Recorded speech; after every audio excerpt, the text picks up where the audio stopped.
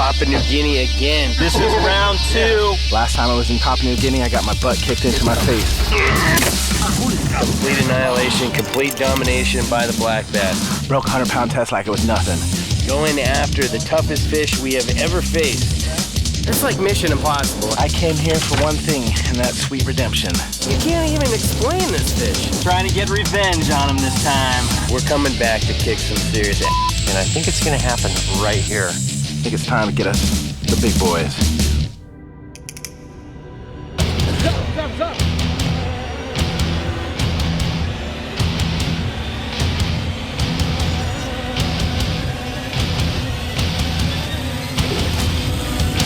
If there's a reason for me to live, this is the moment. Four-wheel drive, mud, chainsaws, shotguns, fishing. I'm ready to rock. If Chris Owens, he's lost. Kind of a weird scenario. When I have my life in his hands, I'm scared. Out fishing with the drug cartel. Bad. A guy that can really cut loose sometimes, but also really worry about what's going down. I'm a little apprehensive. I'm a little nervous. I don't care what we do as long as I make it back in one piece. Brian, he's a researching machine, okay? He's got all the latest GPS, satellite, map, technology. That guy is jerry-rigged so much stuff. We're not gonna pretend to be pro bass fishermen. We actually really don't know what we're doing half the time, but we're doing it anyway. That's what we're here to do. We're here to explore and to try to find these bass. That's what I'm talking about. We're in a really crazy situation right now where the Tourism Board of Papua New Guinea has actually asked us to come and check out their southern coast and see what we can find in the ways of black bass. The last time we fished black bass in PNG, we got annihilated. We were under-equipped to land these fish. This time, the Tourism Board and Sport Fishing PNG gave us all the stuff we need to get it done.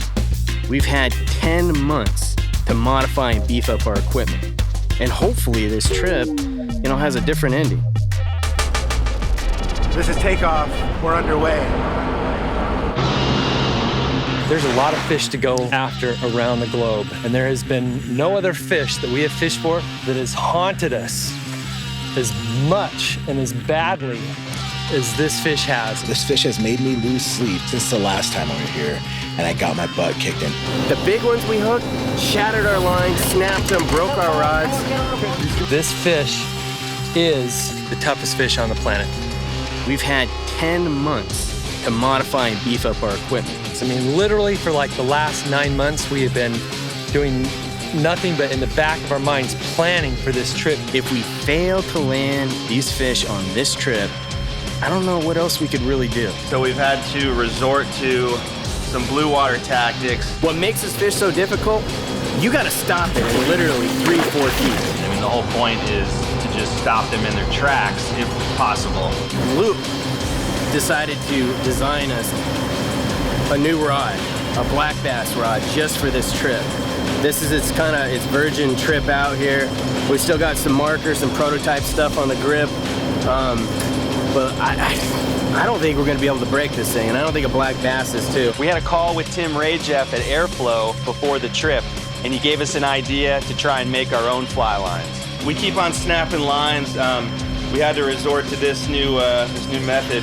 He suggested doing what most people probably wouldn't think to do, and that's thread a fly line inside of a 130-pound Dacron hollow core line. We got a small arsenal of loop reels that we're going to be using, so we've got to actually do a little bit of modification to them, just slight adjustments, and we're going to basically just make it so we can lock these drags completely down. When you're done with it, you end up with a pretty strong outfit. I mean, there's not much out there I think that's going to probably be able to break this. First impressions of it are unbelievable. So right about now, we're going to test this line out and just pull on it, really. Yeah, you see this little thing that looks like a donut, Chris? If I fall over, you're supposed to throw it to me. You're relying on the donut to save your life if you're a kid. This is a 130-pound hollow core braid with a fly line inside of it. Test number 1.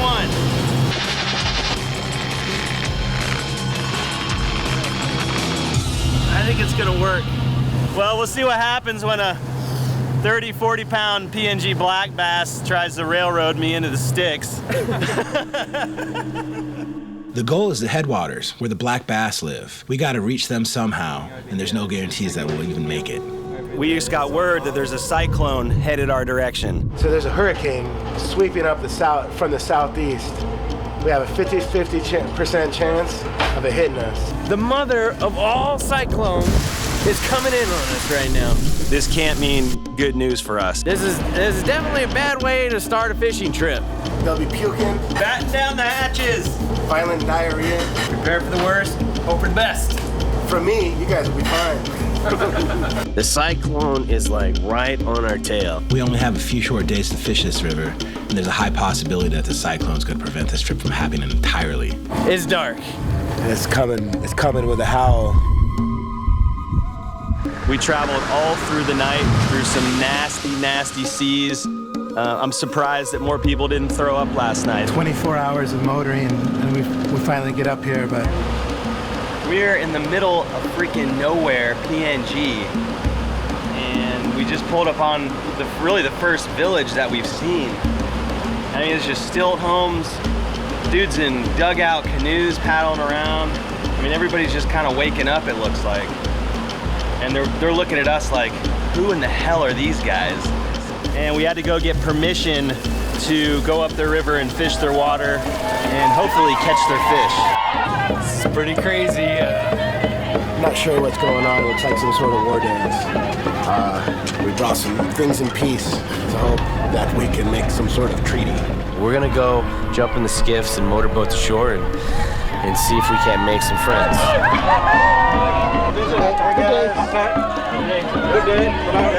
I have no idea what the village is going to say, and we need to get permission to even head up this way. Nice to meet you guys. This is something we haven't quite experienced. Are they going to say no? This is one of the coolest things I think I've ever seen in my entire life. This is wild. I don't even know what's going on. I have no idea. Did I just get married? As you can see, the crowd around the place, we are so happy to be with you all. In fact, entertaining you people with our cultural things. And we are so thankful that you have given us such a supply of the school. Number of population. Very thankful to be here. For us to be able to come up here and do what we're doing and go fish their waters, we have to get the approval from the heads of the village. So we just got that, and we're stoked. We're gonna be able to go up these rivers and fish pretty much wherever we want to. There's a river right there. We have traveled the whole southern coast of Papua New Guinea and came into this giant river system, and it's just getting smaller. Usually we cruise up these rivers in a little boat, but this is not a boat. This is a ship. How many feet is this thing? It's ridiculous. I don't know how far we're gonna be able to get this boat up this river, but yeah, it's just crazy. I mean, we're in this, pretty tight river.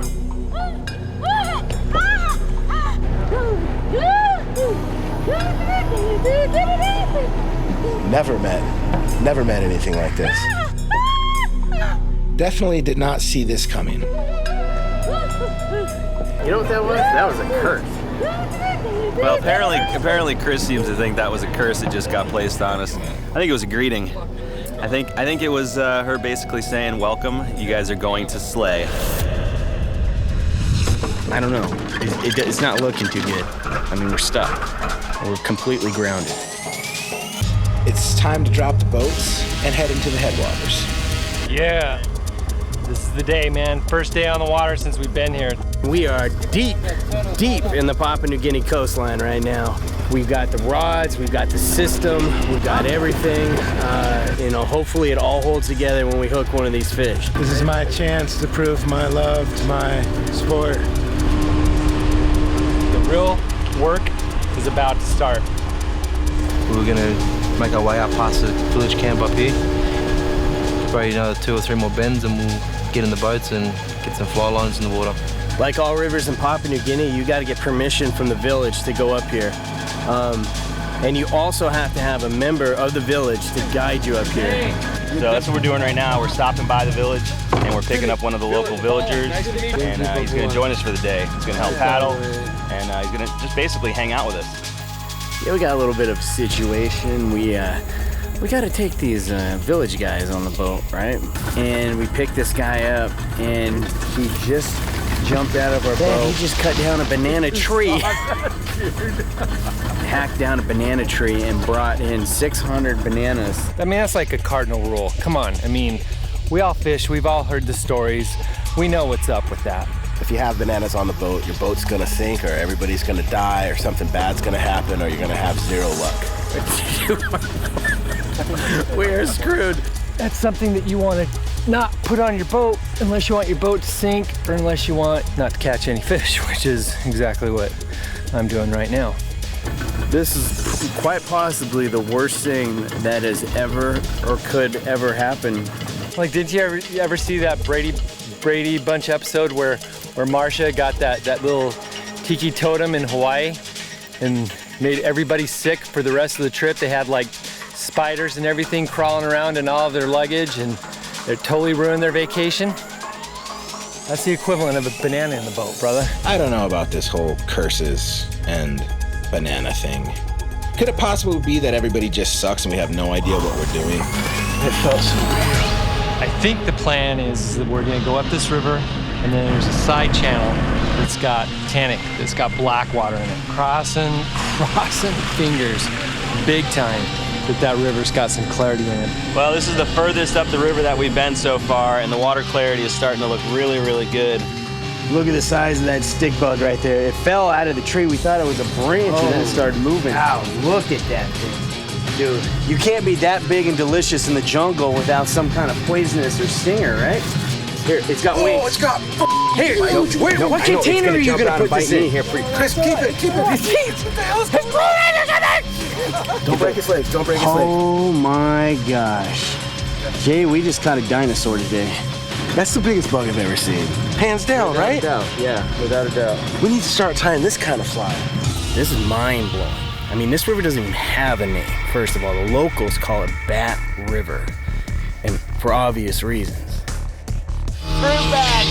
Gigantic fruit bats! That is freaking crazy! Oh my God! It's just raining guano. This is crazy. I mean, I'm not kidding you. We've probably seen 100,000 bats cruising up. All of them like this big. I have the biggest dream ever is to get a colony of fruit bats, train them to do my bidding. Go collect me all of the virgins. I, for one, am a huge believer in the banana in the boat curse. Yesterday, we had some crazy lady, I swear, put a curse on us, and now the sky is full of bats. Long ways to make it here. It could be complete failure, or it can be the greatest days of our lives. Yeah, we're fishing in some of the stickiest stuff, snaggiest stuff that I've ever seen before. It seemed like we were just having bad luck fishing these snags. That's probably the zone where they're hanging out, and my fly found a big-ass stick. Like all bass, they like structure, and they live in some of the nastiest structure on the river, and that's what we've been fishing. Biggest logs usually mean the biggest fish. We gotta tie on heavy wire weed guards onto our flies, otherwise we'd be hung up in the sticks the entire time. Or break your fly line in this case. Let me catch this palm tree first.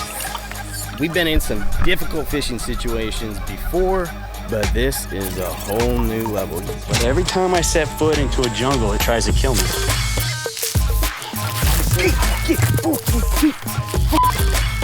I just stepped on something, went between my toes. I'm dead serious, you guys. That was a close one, man. I almost died right there. I just stepped on one of the most poisonous snakes in Papua New Guinea. Under my foot. Right under my toes, man. And then I see this hole, and it goes down into the hole. It might have just got a little venom in me. And then I just like felt weird, like my kidneys. I got all dizzy. I stood up on the log. I got all dizzy. I might die this afternoon. I'm telling you, it's like one of the most poisonous snakes in the world is here. I forget the name of it though. Wait, maybe I just got bad gas or something. Jay, I just stepped on one of those poisonous snakes. Look at it, just keep fishing, whatever. I got 2 hours to live and no one even cares. I'm just gonna die right here. Whenever bad things happen, we just drink beer. Time to deal with some bass problems. It always helped back home.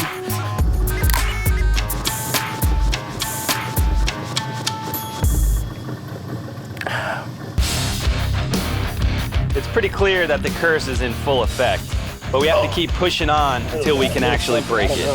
Archerfish? This fish spits water in a bug on a stick, knocks it over.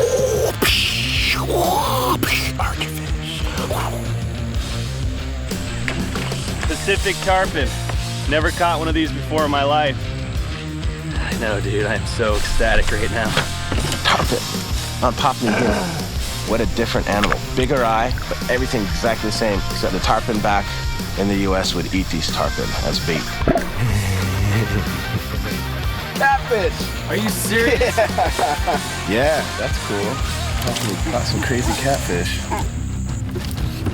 Get after it, fellas. Come on, buddy. Barra, baby.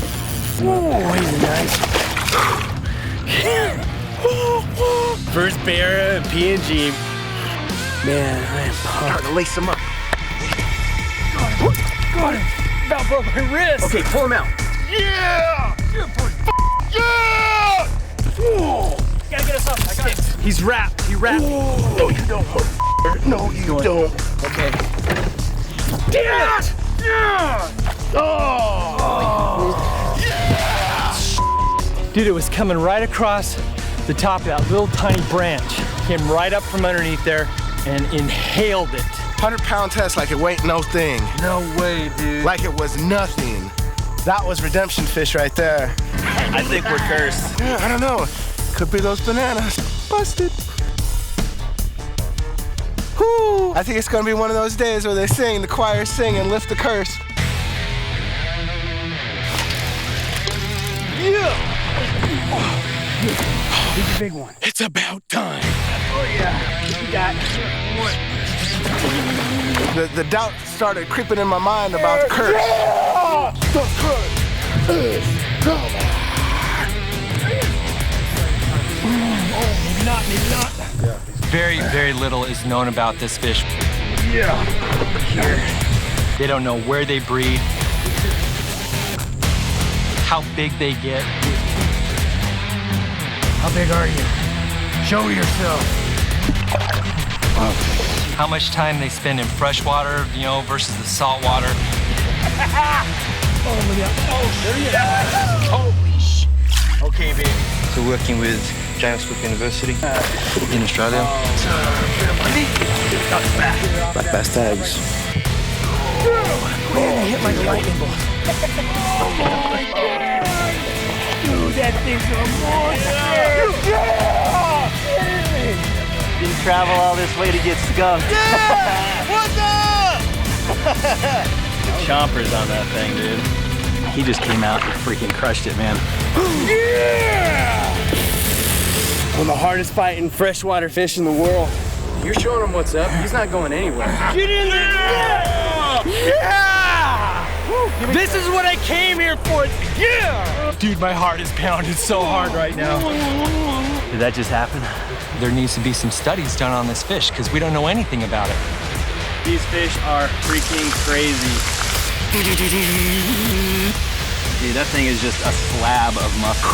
Once we got up here, it was like one after another. That was a good fight. The black bass of PNG.